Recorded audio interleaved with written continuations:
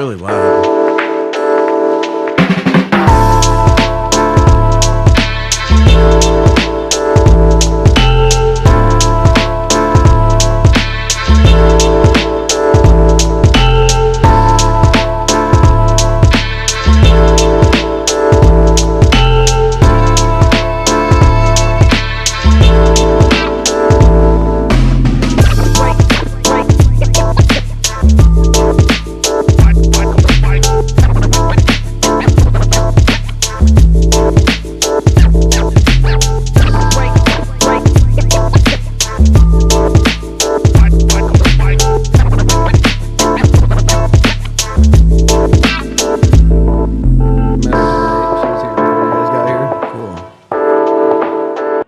Welcome into the DNVR Avalanche podcast presented by DraftKings Sportsbook. Use code DNVR when you get a new account to get amazing odds boosts every single day. AJ, Rudo, Blaze coming to you live as the Avs take on the Avalanche. The Avs take on the Washington Capitals. The Colorado Avalanche have unjustifiably been put in a position. I got the Avs to win. And to lose. And to lose, too. But the cream of the crop will rise to the top. Oh. You got to do some hand motions, though, to really. I'm not on enough cocaine for that. Check out Shady Rays for the dope sunglasses we're all wearing, by the way. Highly recommend. They make you look good. No Cale Makar, as has been the case regularly for the Colorado Avalanche. Ovia game time decision on the Washington side. So we'll see exactly how healthy each of these teams have been. Both of these teams have not been healthy for a lot of the year. Yeah, two teams that are really kind of mirrors of one another. The two most injured teams in the NHL that actually care about winning. I always make that distinction because Columbus and Philadelphia have other reasons for being like, that guy's out for the season. He's not helping us. And two teams sitting in wildcard spots that are trying to fight through a crowded playoff field right now and trying to get back and make the postseason once again. So I think tonight will be interesting. These are two teams that are kind of east-west mirrors. So should be fun. Yeah, I mean, certainly similar spots in their divisions, as you mentioned, and in that sort of battle.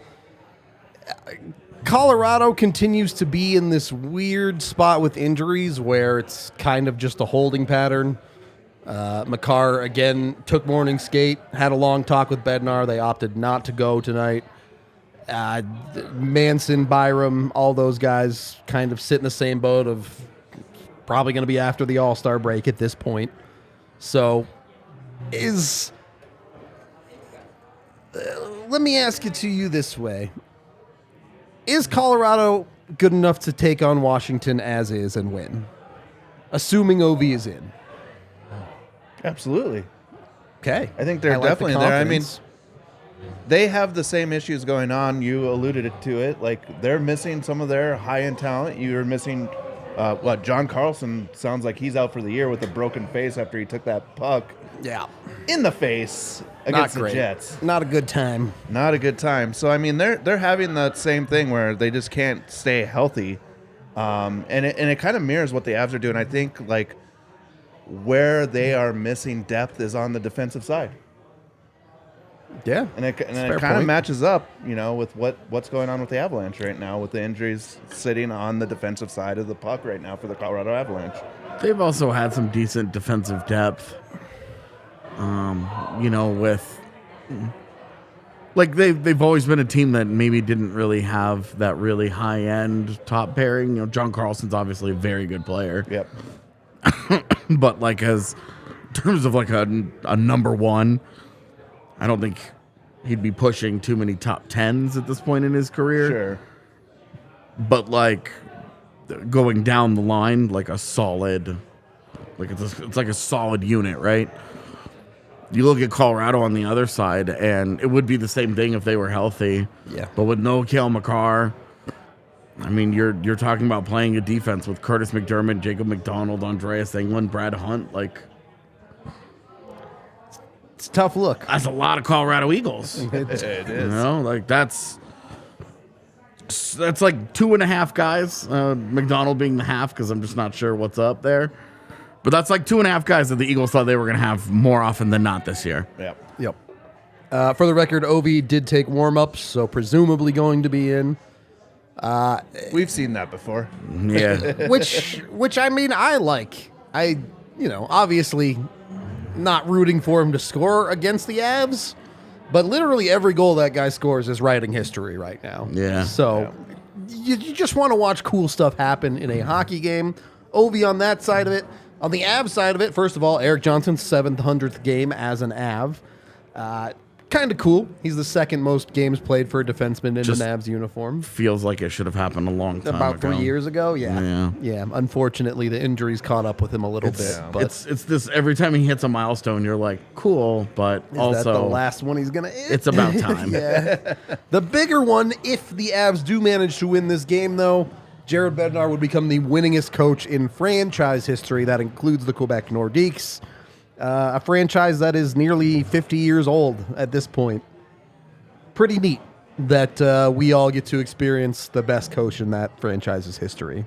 It is interesting to see that the Avs finally, I guess this franchise finally has like that long-term guy. coach. Yeah, like that guy that we can associate. Like before Bednar showed up, like if you asked non-Avs fans who's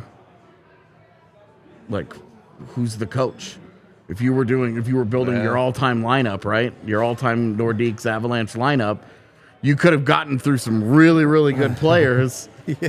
But then you would get to the head coach and you'd be like, Mark Crawford. I guess it's Quinville for all the stuff he did elsewhere. yeah, not in Colorado. But that's the thing, because it's like, this guy had a good 3-year run. This guy had a good 4-year run. This guy had a good 3-year run.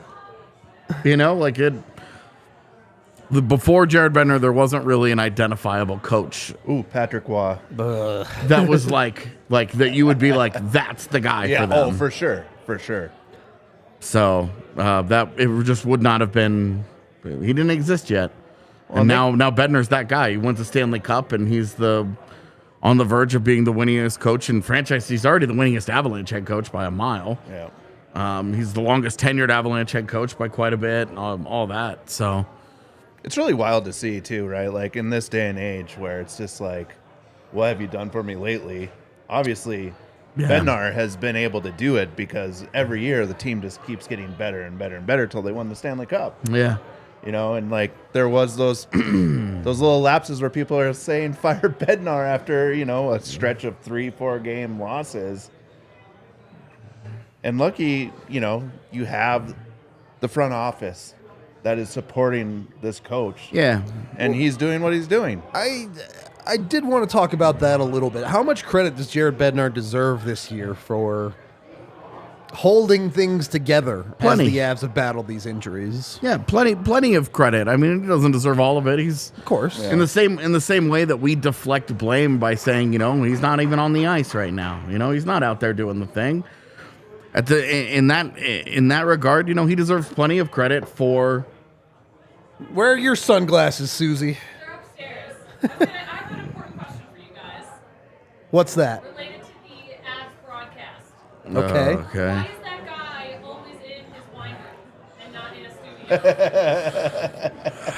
studio? We'll have a long conversation about this off air.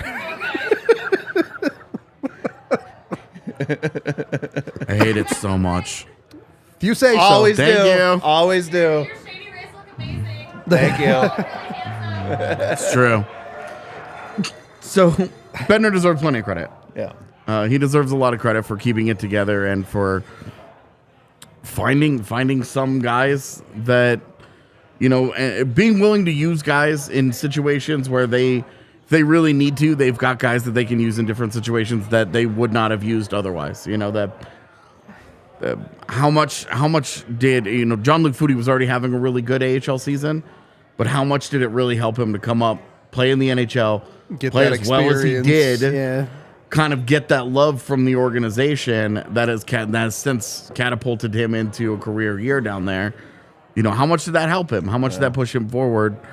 And I mentioned the defense. You look at the defense and you say, look, this is, when they were in the the 56 game season and they're getting by with like the Dan Rudolphs of the world or whatever, it was one thing, but to get by with the injured defense being as badly beaten up as it has been most of this season, and for them to they haven't even fallen apart defensively. They continue to get better defensively. I just think that that's really encouraging, and it's a good job. I don't have him as a Coach of the Year candidate, but I think what he's done is admirable. Well, especially when you have all kinds of different personnel coming through the doors, and you hear the things that he's doing inside of that locker room, talking about when these guys are coming from the AHL to make sure that he's over-communicating with these guys so that they understand that he's not mad at them, when they're not getting the playing time that they want or if they're making mistakes. He's not shunning those players. Yeah. He's communicating with them over and over and over again, because as a player, when your head coach is not talking to you, you start feeling like, okay, I messed up here. Like, what am I doing wrong? And it feels like you're just going to get sent down. You're and just lost, like yeah. Hearing those things coming out of the Avalanche locker room, it's awesome. Like, you got to give respect for a guy that's doing that. Yeah. And I think that's one of the parts is why he's been so successful here and why he's been a long-term coach. Why he's been successful everywhere. Well, Yep. very true. Every level. Every level. Yep. Blaze, I wanted to ask you this because you are a little bit older. You got to Thank you. experience things like Gretzky in his prime, Yes. stuff like that. When I was growing up, there was this prevailing thought that the Western Conference was the skilled conference and the Eastern Conference was more dump and chase, physical, grinded out hockey. One, was that true across your life? And two, are we seeing in the modern era, particularly over this year, the last 2-3 years, is the East the more skilled league now, division now? Conference words? I mean, I think, for a while there when there was no, like, it was the West played the West, Right. the East played the There's East. almost no There was two crossover. different styles of hockey Yeah. that would emerge because you're not playing against that. You're not having that cross look at what other teams are doing. You're watching film, but you're not playing against that. You're not playing against the other players. So, yeah, there's two different, like, styles that emerge. But I think it just changes. Right now, though, like, there's so much talent in the NHL. I don't think you can say, one side's more talented than the other. I think right now there's some teams that are super hot on the East Coast. Yeah. That I'm glad that the Avs aren't over there because that is death row to try to get into the playoffs. Unless you're the Buffalo Sabres, of course. They're going to go No ahead chance. and make it. No hope. Pack it in. Pack it in right now. I do think the East is a lot better than the West right now. Certainly this year, I don't think there's any argument that the East isn't the better I'd conference. probably say the last couple of years, and you I'd- look at the West. Last and year, for sure, I'd say. you look at the Before West, that, and I you're don't know. like, well, it's like Colorado. It's been Vegas, and then after that, I mean, you got your Oilers of the world. yeah, right, which is like a wild card team out east. Yeah, Seattle Oh, Jesus. playing all right. Even- But, I mean, and right now the West is weak, but Yeah, that for changes, sure. right? That's why you have a draft. This That's why- year, I think the West. Well, and we're gonna see the West is gonna be at the top 5 picks, and Yeah.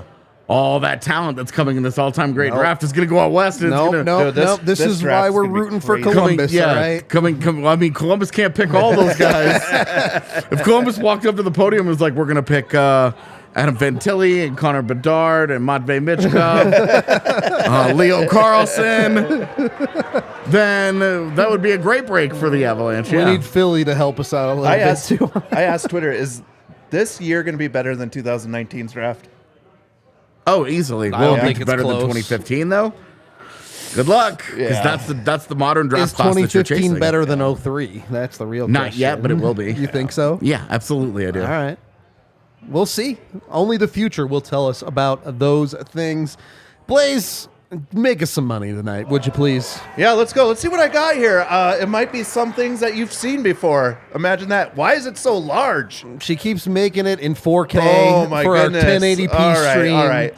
You've never seen this bet from me before, but Mikko with 1.5 points at plus 155. Why are they giving you positive money for it's Mikko? Baffling. Take it.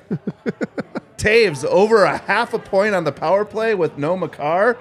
plus Yeah, 2 something, 225. that's PP1. That is PP1. They if they're gonna win, It that's feels gonna like the Avs power play has started moving in the right direction too. Yeah, I mean, since the losing streak ended, it's scored. A couple. I didn't get to every the last night. one, Tiff. Yeah. We were discussing the second one. What was the third one? I can't remember. I remember. Oh, Avs win yeah. first period by a half a point. Positive money. Yeah, sure. That's fine. We got it out. They don't look cool. I appreciate the love, though, Megan. I appreciate you trying for me. Anyway, yeah, Avs with Blaze tend to be free money. Well, he usually gets 2 out of 3, so just pick the right 2. 2 out of 3, except for last game. Yeah, there was a tough one last game. That was a stinker. You can't win them all the time. Nope. It's like whatever Black Panther, Sex Panther. Is that what it is? Sex Panther. 60% of the time, it works All the every time. Either way, do your betting over at DraftKings Sportsbook. Use the DNVR code when you sign up for a new account. You get all sorts of dope odds boosts over there when you want to bet on the conference final. Is it the conference championships games? It is. In the NFL right now? It is. When you bet $5 on one of those, you can win $200 in free bets. So jump on that. Go get yourself $200 to play with. Be like Megan and make $500 in one swoop by taking Alex Newhook to score the first goal. Betting is easy. I don't know what you're talking about. Must be 21 or older. Colorado only. Other terms, restrictions, and conditions apply. See the show notes down below for details. Yo, that was a cool new thing. It like slides in now. Let's go. Of course, you have a gambling problem. Call 1-800-522-4700. There is no watch along today because the Nuggets are playing as well. So unfortunately, I can't hook you up there. But we'll be back on the watch along soon. I promise.